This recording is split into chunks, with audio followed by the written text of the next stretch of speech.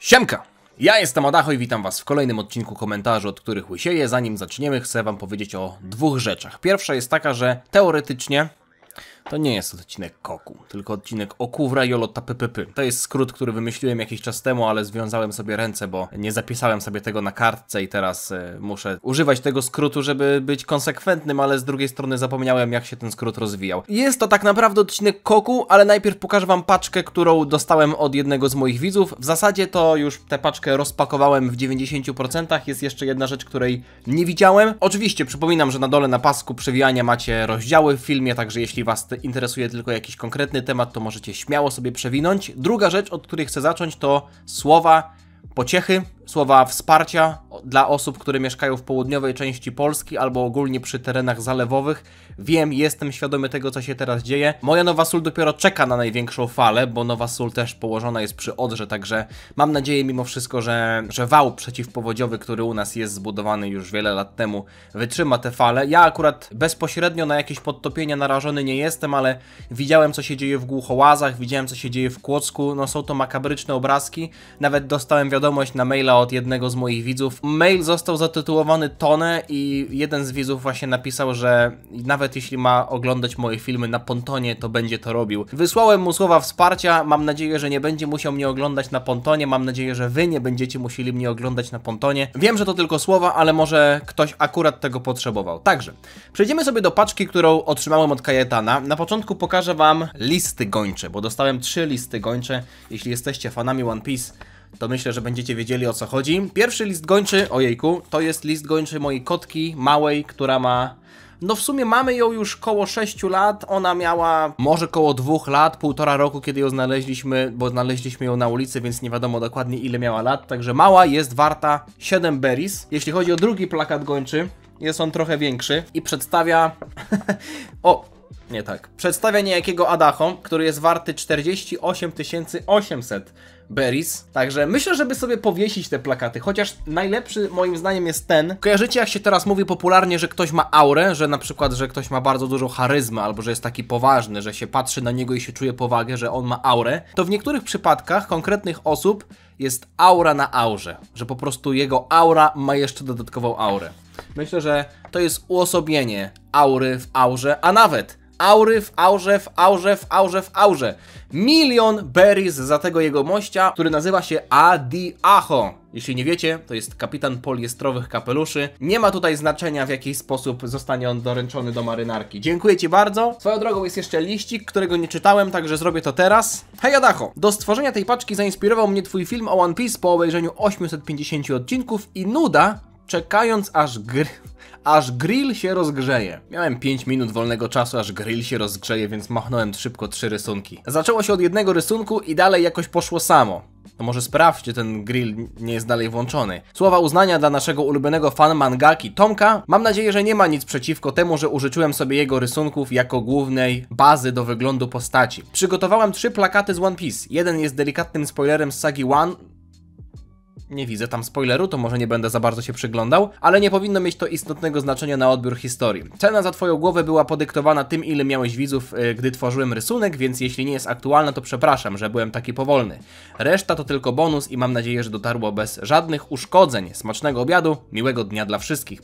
Z pozdrowieniami Kajetan. Co ja mogę powiedzieć? Już ten plakacik sobie wcześniej ogarnąłem. Przepraszam, że nie otworzyłem tego na wizji, ale paczka wydawała się trochę podejrzana, bo była duża, była w największej skrytce w paczkomacie, ale była bardzo lekka, niosłem ją dosłownie jedną ręką. Plakacik z kinówkami z Dragon Balla Z. Zwróćcie uwagę na to, że w ogóle na tym plakacie też jest Beerus i Golden Frieza. I jest też Avocado. O Avocado i o Special Tarblem, nie z Turlesem, będzie dzisiaj pytanie. Gdzie jest ten Avocado? Tutaj na samej górze.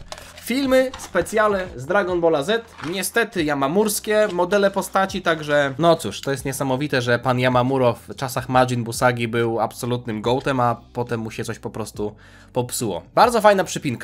Mógłbym ją sobie przypiąć, ale... A dlaczego nie? W sumie przypnę. Czy to oznacza, że teraz jestem uczniem szkoły żółwia? A może po prostu jestem żółwiem? Naklejka z Goku w Super Saiyanie Blue. Kobieta, która przypomina trochę Batmana, ale jest kobietą, to może to jest Batwoman?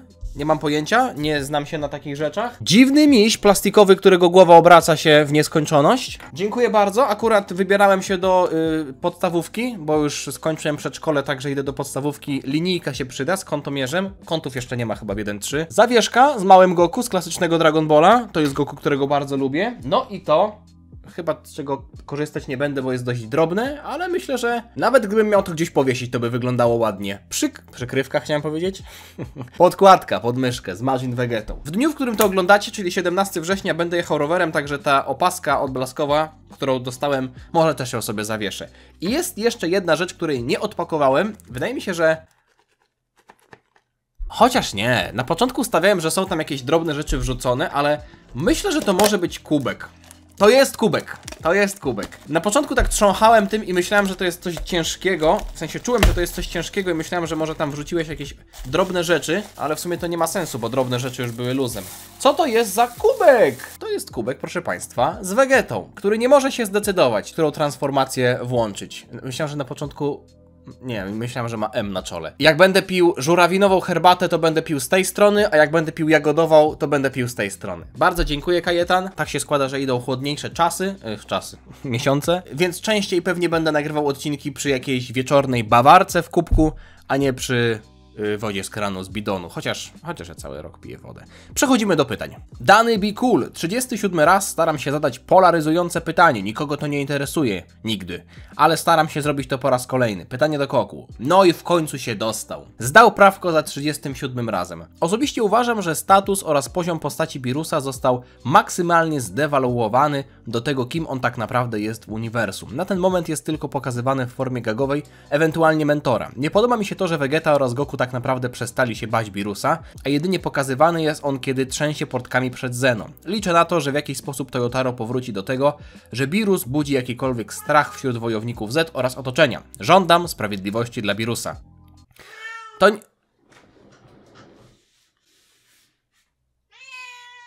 Sprawiedliwość dla Dyzi! Otworzyć szafę dla Dyzi! To nie jest tak, że to nikogo nie interesuje, to jest po prostu temat, o którym już rozmawialiśmy. Nie jest to prawda, że Birus jest pokazywany za każdym razem tylko jak trzęsie portkami przed Zeno. Na koniec sagi Moro wyskoczył z bańki, żeby zająć się Moro i gdyby nie telefon od Daishinkana, to pewnie byśmy zobaczyli go w akcji. To była scena, która rozbudziła mój apetyt, niestety nie doszła do skutku, w sensie ta akcja została w połowie przerwana, aczkolwiek moim zdaniem to nie jest tylko kwestia Birusa. To prawda, Birus jest postacią, której Goku i Vegeta jeszcze nie prześcignęli, więc jest to na pewno postać, która wpada do innej kategorii niż chociażby Ten Shinhan czy Piccolo, którzy byli przeciwnikami naszych bohaterów, a potem stali się protagonistami, ale zgadzam się z tym ze względu właśnie na to, co napisałeś na początku. Kim on tak naprawdę jest w uniwersum? To, że nasi bohaterowie się z nim zadają, to, że w ostatnim rozdziale mangi mieliśmy wielką bitkę sajańską na planecie Birusa, to nie zmienia faktu, że Birus nadal jest najpotężniejszą istotą we wszechświecie, nie licząc anioła. Więc byłoby miło, gdybyśmy zobaczyli go w akcji raz na jakiś czas, a nawet jeśli miałby nie pomagać naszym bohaterom,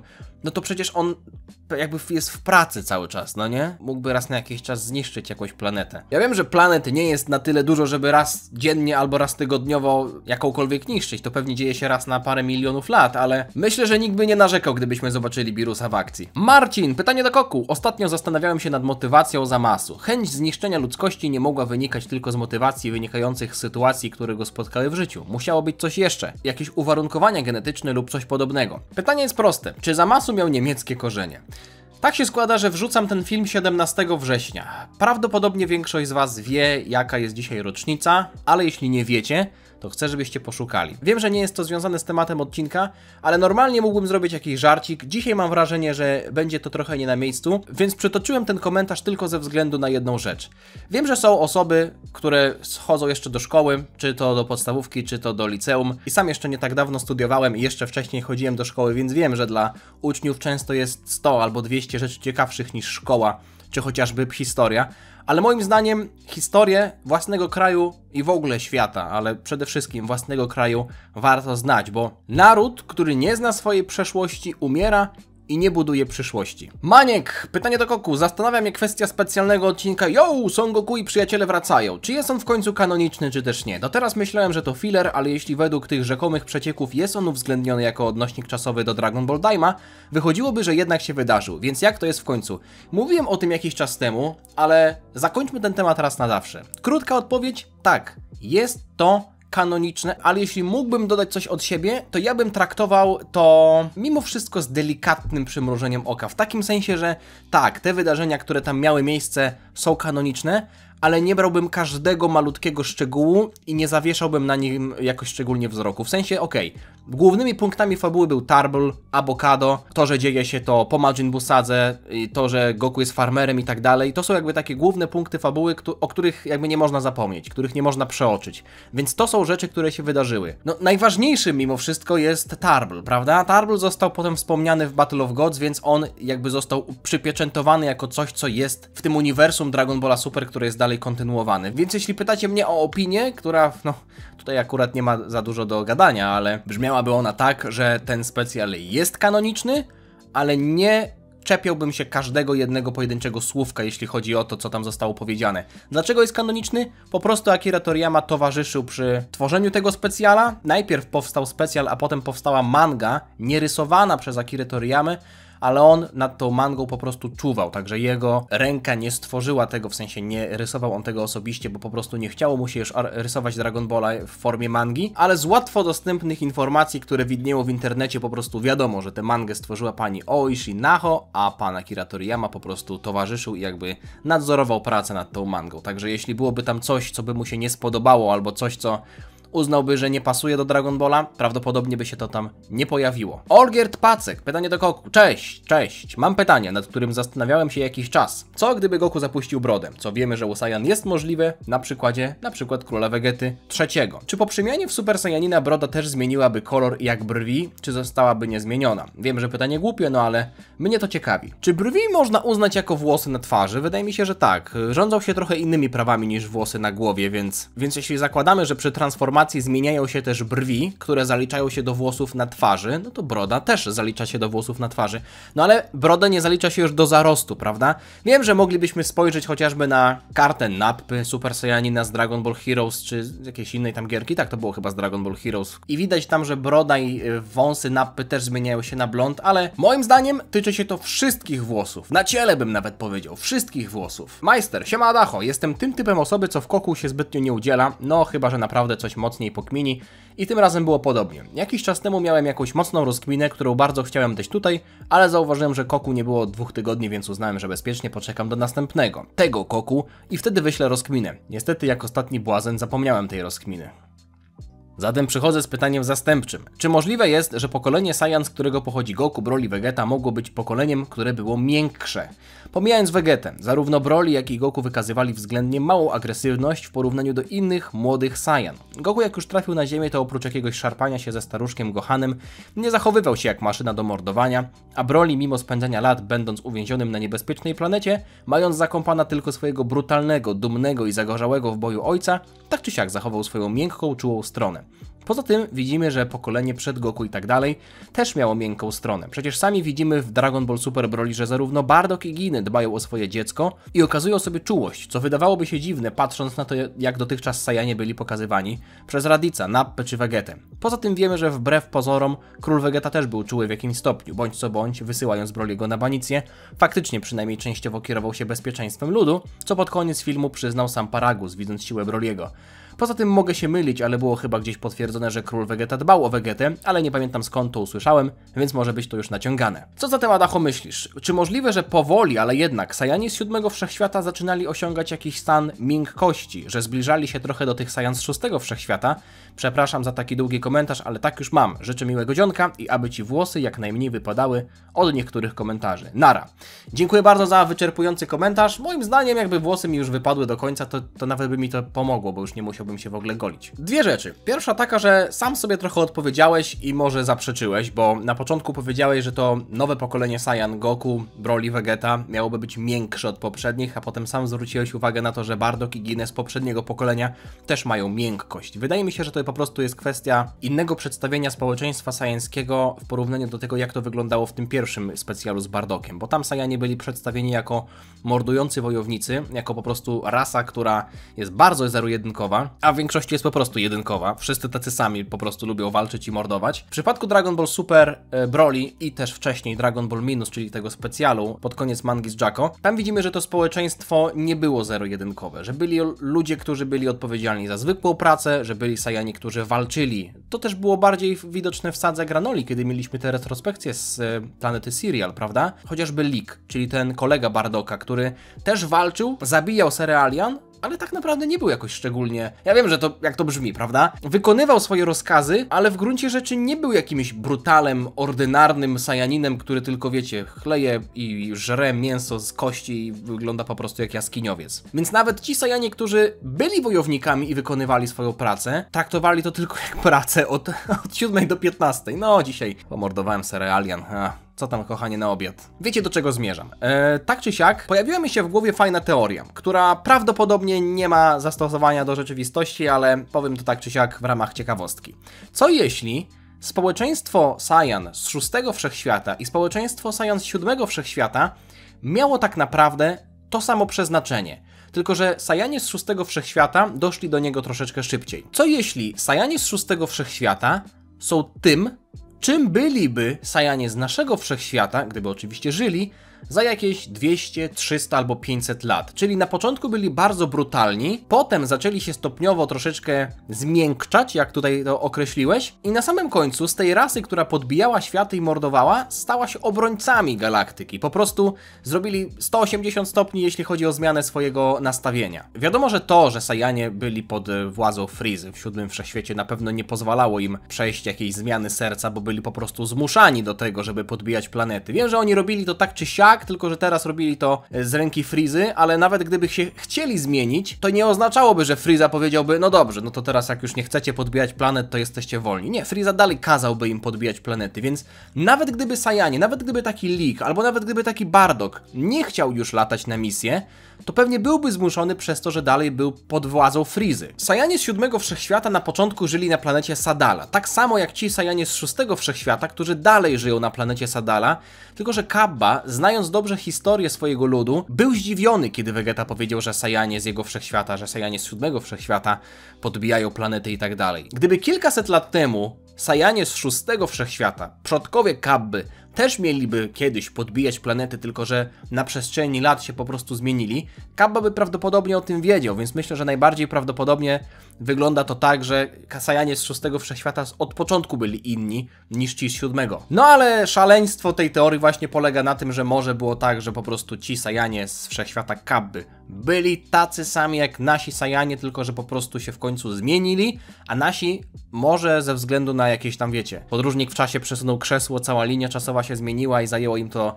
kilkaset lat więcej, a w zasadzie nigdy do tej pełnej zmiany w dobrych Saiyan nie doszło, bo Frieza zniszczył ich po prostu i nigdy tego nie zobaczyliśmy. Tomasz Stachowiak-Koku. Cześć Adasiu! Skoro w Królestwie Demonów są źli Kaioshini, to czy jest też ktoś w rodzaju złego boga zniszczenia? Mam teorię, że wszystkie demony, które widzieliśmy w Dragon Ballu, poza Piccolo Daimao i jego dziećmi, to właśnie twory złych Kaioshinów. Więc w takim razie logiczne byłoby, gdyby Ma Kaioshin wybrał jakiegoś śmiertelnika, który będzie niszczył demony, które zbuntowały się wobec swojego stwórcy.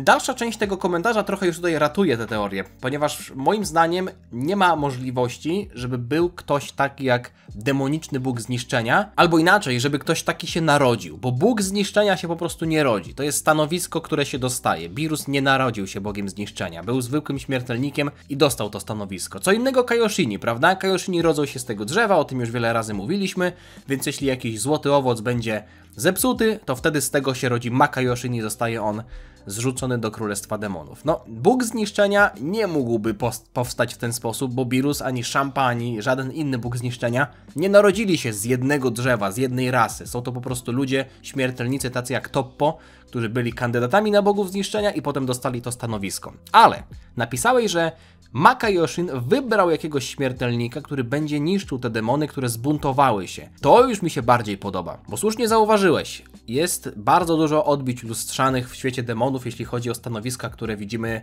w tej boskiej hierarchii w świecie śmiertelników w Dragon Ballu, czyli mógłbym też nawiązać do ostatniego filmu z przeciekami, ale już tutaj nie będę za bardzo w to wchodził, bo nie wszyscy chcą słuchać tych przecieków. O Maka Yoshinie już wiemy, także to żadna tajemnica nie jest, ale gdyby faktycznie tak było, że Maka Yoshin wybiera kogoś i jest on tym bogiem zniszczenia z Królestwa Demonów, tylko że miałby on inne zadania, prawda? Bóg zniszczenia z tego normalnego świata, Beerus, ma za zadanie niszczyć planety głównie, prawda? Żeby utrzymać jakiś balans we wszechświecie. W świecie demonów w sumie też są planety, widzieliśmy to, więc no nie jest to głupia teoria. Możecie dać znać w komentarzach, co sądzicie na ten temat, ale byłoby to bardzo ciekawe, gdyby faktycznie był Bóg zniszczenia Królestwa Demonów.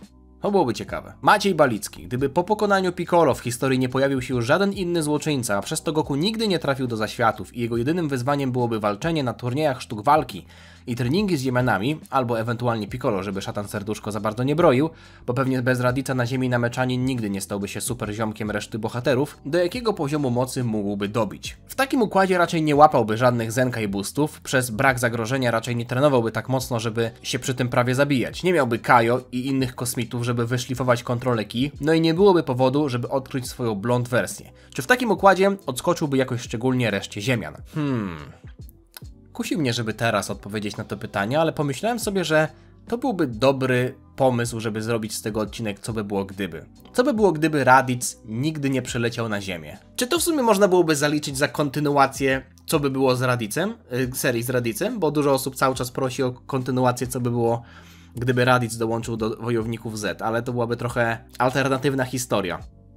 Odpuszczę to pytanie, wiesz co? Przepraszam Maciej, ale myślę, że będziesz bardziej usatysfakcjonowany, jeśli bym napisał na ten temat cały odcinek. Nie obiecuję, że to zrobię w najbliższym czasie, ale zapiszę to sobie, dobra? Sebastian Siuda, uszanowanie. Pytanko mam. Jakie są różnice w tłumaczeniu mangi z japońskiego na nasze? Nie chodzi mi o same nazwy własne, bo te w większości mają pewnie bliskie znaczenie. Natomiast czytając ostatnio mój ulubiony, 18 tom klasycznej serii, są tłumaczenia wydaje się bliżej naszego dołka niż japońskiego. Przykładowo Goku mówi Kaio dowcip o panterze. Pytanie brzmi, jaki dowcip opowiedział w wersji japońskiej? Są jakieś inne przykłady? Czy dowcip brzmiał, co jest duże, okrągłe i nienawidzisz... nieważne. Popłynąłem. Pozdro 600. Musiałem tutaj zrobić leciutki research, żeby znaleźć odpowiedzi na to pytanie, bo nie znam wszystkich wersji językowych, ale żarty, które podają w różnych wersjach językowych, mogę wam je tutaj przedstawić. Jeśli chodzi o angielskie tłumaczenie mangi i tego momentu, w którym Goku wypowiadał żart w stronę Króla Kaio, Goku wypowiada tam żart, który brzmi: nawet nie wiem, co czytają komicy. Komiksy? Komiksy nie są związane... Muszę wam tłumaczyć ten żart? Chyba nie.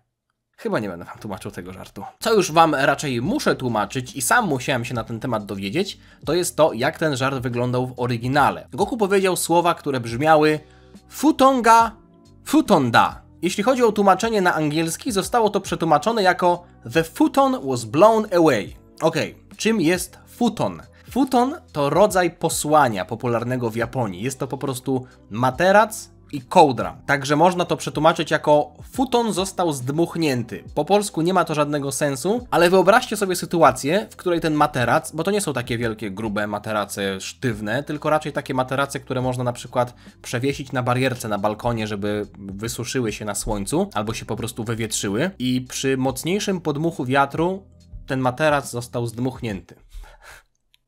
To jest cały żart. Dla mnie jest to peak fiction. Futonga, futonda. W zasadzie to chyba tak bardziej prawda? Oni czytają tego jako fy. Po prostu to jest taka gierka słowna, tak bym to nazwał. Ale mam jeszcze tutaj tabelkę, którą znalazłem w internecie. Tak jak mówię, zrobiłem sobie delikatny research, bo zainteresował mnie ten temat. I są tutaj różne żarty, które padały w różnych wersjach. Czyli na przykład w dubbingu Kai, w dubbingu oceanicznym w Animation, albo w Kakarocie, albo w Mandze. Żarty, które padły, brzmią tak. Ten pierwszy to jest to, o czym wam mówiłem, czyli nie wiem, co czytają komiksy. Kolejny żart to jest to, o czym wam też powiedziałem, czyli my futon flew away, was blown away. Kolejny żart to jest dlaczego kurczak przeszedł przez drogę, bo było za daleko, żeby polecieć. To akurat jest nawiązanie do tych popularnych żartów za oceanu, dlaczego kurczak przeszedł przez drogę, prawda? Myślę, że można to porównać do polskiego przychodzi baba do lekarza. Następny żart to już jest gra słów i trzeba kojarzyć angielski, żeby to zrozumieć, czyli the clock said my hands are tied, czyli zegar powiedział, moje ręce są związane. W dosłownym tłumaczeniu jest to moje ręce są związane, ale powinno to się rozumieć w taki sposób, że ręce zegara to są jego wskazówki, a tied w tym tłumaczeniu powinno się brać pod uwagę jako tie to jest na przykład remis, prawda? Albo zrównane, czyli jego ręce są zrównane, czyli że jego wskazówki są zrównane, czyli na przykład pokazują na 12:00. Następny żart. Puk, puk, kto tam? Bu? Buhu! O, nie płacz. To też jest nawiązanie do tego puk puk kto tam. Po angielsku to ma więcej sensu, bo buhu to się często mówi jak ktoś płacze, na przykład buhu, ale w kontekście tego żartu jest to po prostu pytanie bu kto, prawda? Bo za drzwiami był bu, pukał bu, więc bu kto, ale tak to... Tłumaczę to dla tych osób, które nie znają aż tak dobrze angielskiego, dobrze? Ja wiem, że jest pewnie parę osób, które mówi, po co on to mówi? No właśnie dlatego, że chcę, żeby wszyscy to zrozumieli. Następny żart, dlaczego indyk przeszedł przez drogę? Żeby udowodnić, że nie jest kurczakiem. Nawiązanie do tego poprzedniego, o czym mówiłem. W Kakarocie też był fajny żart, a mianowicie have a nice trip. See you next fall. W dosłownym tłumaczeniu można to przetłumaczyć jako miłej podróży, do zobaczenia następnej jesieni. Ale trip to nie jest tylko podróż, ale też potknięcie, a fall to nie oznacza tylko jesień, ale też upadek, więc można też to przetłumaczyć jako miłego upadku, zobaczymy się przy następnym upadku. Gra słów. Tyle. X Ganiex to bot. W mandze Dragon Ball Super Whis mówi o ptaku mieszkającym na jego planecie i zacząłem się zastanawiać, co jeszcze wiemy o planecie, z której pochodzi Whis. Może podano jakieś informacje w anime, a ty może masz jakieś przemyślenia. Jest to prawda. Wsadzę szampy w mandze, kiedy nasi bohaterowie lecieli sześcianem na bezimienną planetę, gdzie miał się odbyć turniej, grali sobie w ostatnią literę bodajże, tak to się nazywa, czyli każda kolejna osoba musiała powiedzieć słowo, które zaczyna się na ostatnią literę poprzedniego słowa. No i Whis powiedział tam słowo Jill Jill. Co to było Jill Jill? Zapytał Goku, na co Whis odpowiedział, jest to nazwa ptaka z mojej rodzinnej planety. I dosłownie o tym samym sobie pomyślałem, jak robiłem skrót sagi Szampy. Pomyślałem sobie, chwila, moment. Whis ma rodzinną planetę? To by oznaczało przynajmniej jedną rzecz i mocno sugerowałoby inną rzecz. Pierwszą rzeczą byłoby to, że gdzieś w multiversum, nie sądzę, żeby to była planeta położona w jakimś wszechświecie, bo wiadomo, że anioły są neutralne i nie są ściśle związane z jakimś wszechświatem. W sensie, no myślę, że nic by nie broniło na przykład, żeby ta planeta była w 7. wszechświecie, a anioły i tak nie byłyby z czymś związane, ale no bierzcie pod uwagę to, że wszechświat 7, tak jak większość wszechświatów na turnieju mocy, mógłby zostać wymazany. No i co, wtedy ta planeta aniołów też byłaby wymazana? Dlatego zakładam, że ta planeta jest gdzieś położona albo w przestrzeni między wszechświatami, albo gdzieś w tej przestrzeni podobnej do Pałacu Zeno. Więc jest jakaś planeta, z której pochodzi Whis, ale druga rzecz, która może być zasugerowana tymi słowami Whisa, to to, że anioły rodzą się, a nie są tworzone. Myślicie, że gdyby Whis został stworzony w sposób jak na przykład robot, mógłby powiedzieć o swojej rodzinnej planecie? W sensie, wiem, mógłby powiedzieć. Zostałem stworzony na tej planecie, jest to nadal moja rodzinna planeta. Ale biorąc pod uwagę to, że Whis mówił do Vados siostro, mówił do Daishinkana ojcze. Wygląda to tak, jakby to były niezwykłe stworzenia, które rodzą się w mniej lub bardziej ekstrawagancki sposób, ale nadal rodzą się, a nie są tworzone. Nie mam więcej przemyśleń na ten temat, mimo wszystko jest to bardzo ciekawy wątek, mam nadzieję, że zostanie jeszcze poruszony. Tak się składa, że Toyotaro, który będzie dalej tworzył mangę Dragon Ball Super, lubi często robić nawiązania do jakichś starych rzeczy, chociażby w tej swojej serii, kiedy tam raz na miesiąc bodajże coś rysuje, to często odkurza jakieś stare, zapomniane postacie. Może z tym tekstem Whisa o ptaku Jill Jill też tak zrobi. Spawacz 9.3. Hejka Adacho, ja mam proste i szybkie pytanie. Mianowicie, dlaczego nie masz telewizora? Czy to twój wybór, czy coś innego? Ciekawi mnie to, pozdrawiam. Mam telewizor. Nie mam telewizji. Nie oglądam telewizji i nie mam telewizji, ale mam telewizor. No chociażby One Piece oglądam sobie na telewizorze wieczorami, także... A dlaczego nie mam telewizji? To mój wybór. I tak nie oglądam, a jeśli jest jakiś mecz, który by mnie obchodził, to sobie to odpalam. Albo na telewizorze, na jakiejś aplikacji, albo na komputerze w przeglądarce. John Lemon. Pytanie do Cockwolda. Jakie są twoje 2 najukochańsze utwory rockowe metalowe? Jestem bardzo ciekaw. Wiem, że poprosiłeś o 2, ale mam w głowie 3 i naprawdę trudno mi wybrać, zdecydować się między tymi trzema i wybrać dwa, w sensie jeden odrzucić. Na pewno wybiorę Dreaming Soadu, System of a Down. Na drugim miejscu myślę, że bym dał Spit You Out, Bullet for My Valentine. No i zastanawiałem się jeszcze nad utworem o tytule Yen, Slipknot. To jest dość nowy utwór w porównaniu do tych, które podałem wcześniej. Przepraszam, że podałem 3, zapytałeś o 2. O, taki już jestem. Kamil M. Pytanie do Koku. W trakcie Fatherson Kamehameha w Salsadze Gohan, przepychając się z Selem, stał na nogach, a po wygraniu #Beam Struggle wisiał w powietrzu. Wyjaśnisz, jak to się stało? To jest jedno z tych pytań, które zadawałem sobie jako młody chłopak. Tak naprawdę na pierwszy rzut oka to nie miało sensu, no nie? Przepychał to Kamehameha, nawet była scena, w której szedł normalnie i potem wisiał w powietrzu, jeszcze spadł, normalnie spadał. Moje wytłumaczenie jest takie. Faktycznie na początku to Kamehameha, jak było przepychane, to sobie, że tak powiem, leżało na ziemi. W sensie, że jak mieliśmy powierzchnię, to ten promień sobie po prostu był na ziemi, no nie? Ale w momencie, w którym Gohan odpalił pełną moc, to ten promień po prostu się wrył w ziemię, więc część promienia była nad ziemią, ale przez to, że stał się on większy, jego średnica stała się większa, szerszy stał się, to po prostu też trochę wyrył ziemi pod spodem, więc Gohan, który puszczał to Kamehameha do przodu, rozszerzając to Kamehameha, sprawił, że było ono wyższe, ale też bardziej zahaczyło o ziemię, więc wyrył pod sobie przestrzeń.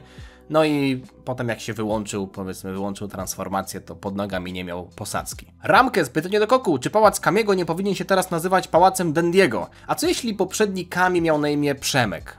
To w takim razie tamten pałac powinien się nazywać Pałac Przemka? Kami to jest funkcja. Dendi to jest nadal Kami. Patrolowaty, cześć, mam pytanko do Kokoła. Zgrywam się, wybacz. Zaczynałeś od Minecrafta, a teraz wychodzi film aktorski. Jak się na to zapatrujesz? Ja nie mam żadnych doświadczeń z grą, więc nie wiem, czy zwiastun jest dobry, czy zły.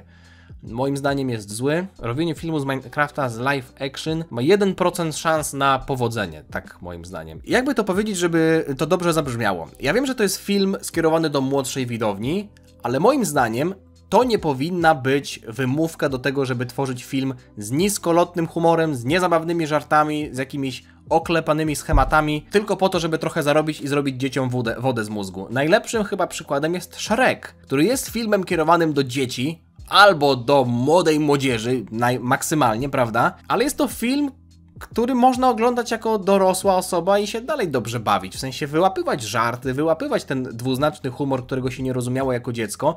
Ten film z Minecrafta jeszcze nie wyszedł, więc absolutnie go nie oceniam, ale biorąc pod uwagę to, jak wyglądało to w trailerze, nie zapowiada się, żeby to było jakoś bardzo ambitne, mam wrażenie. Także ja tego raczej tak nie będę oglądać, bo mnie to w ogóle nie obchodzi. Gdyby nie to, że to się obiło szerokim echem, to pewnie bym w ogóle nie wiedział, że to wychodzi, ale jak już zobaczyłem, że to wychodzi, to zerknąłem i nie trafiło to w moje gusta. Ale gra jest fajna. To nie ma nic wspólnego z tym filmem. Tak czy siak, dzięki wielkie za oglądanie. Mam nadzieję, że wam się podobało. Dziękuję wam za wszystkie komentarze. Liczę na kolejne. Liczę na to, że będziemy się tak jeszcze widywać, bo lubię odpowiadać na wasze komentarze. Lubię z wami po prostu rozmawiać, więc może niedługo zrobię jakiegoś live'a. Może nie z Minecrafta, ale myślałem o tym, żeby zrobić live'a z Age of Empires. Ostatnio sobie tam zagrałem kilka gierek i no, nic nie obiecuję, po prostu sobie głośno myślę. Także jeśli wam się podobało, to zostawcie lajka, zostawcie suba, żeby niczego na moim kanale nie przegapić. Widzimy się niebawem. Życzę wam miłego, spokojnego i bezpiecznego dnia, tygodnia i nadchodzących dni. Jeszcze nawiązując do tego, co mówiłem na początku tego filmu. Trzymajcie się, na razie, cześć. Dziana.